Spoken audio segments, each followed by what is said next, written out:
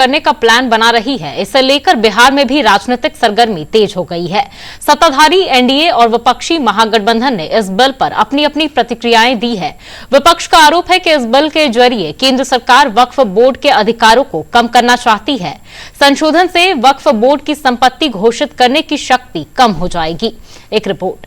वक्फ board act संशोधन bill को लेकर बिहार में सियासी घमासान शुरू हो गया है। इसे लेकर एनडीए और महागठबंधन नेता लगातार बयानबाजी कर रहे हैं। भाजपा विधायक हरिभूषण ठाकुर बाचोल ने कहा कि वक्फ बोर्ड को पूरी तरह से समाप्त कर देना चाहिए।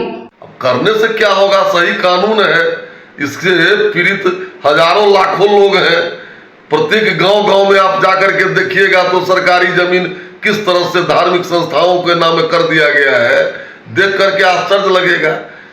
इसलिए विपक्ष को भी इस पर विचार करना चाहिए। जो सही कानून है उसको सही कहना चाहिए, जो गलत है उसको गलत कहना चाहिए। संशोधन को लेकर कांग्रेस विधायक दल के नेता शकील अहमद खान ने कहा कि देश में बीजेपी शांत माहौल नहीं देखना चाहती है। जदयू हो या रामविलास पासवान की पार्टी, सभी लोग चुप है। सभी लोग खुद को सेक्युलर बताते हैं।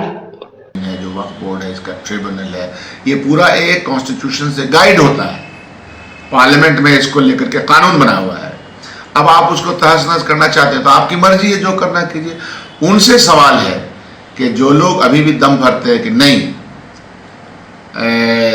भारत के संविधान में देश में अल्पसंख्यकों के लिए, देश में अल्पसंख्यकों की रक्षा के लिए, उनकी संपत्ति की रक्षा के लिए, उनके शिक्षा की रक्षा के लिए, उनकी तहजीब और विरासत सब की रक्षा के लिए कानून है।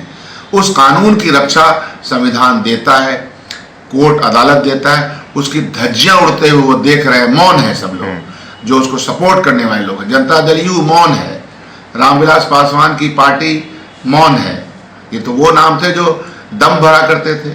हम पार्टी, तो हम पार्टी का है, सेकुलर पार्टी बोलती, वो सब मौन है इस मामले में।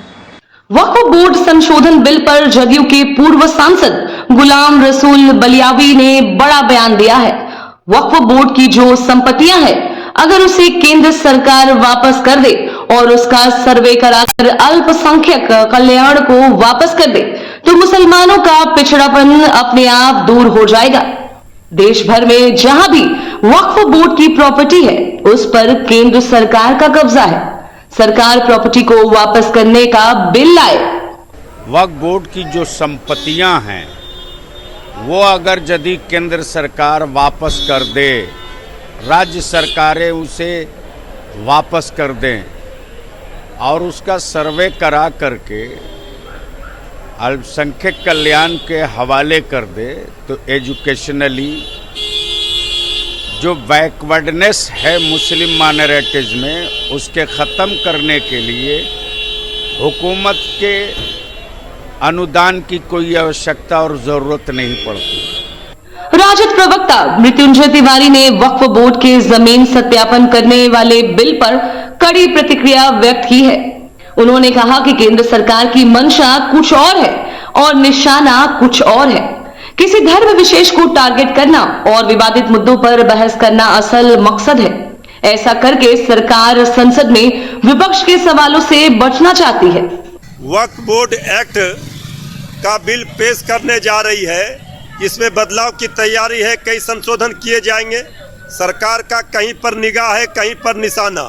किसी धर्म विशेष को टारगेट करना, विवादित मुद्दों पर बहस करना, असली मुद्दे पर चर्चा न हो, इसके लिए सरकार इस तरह का काम करती है।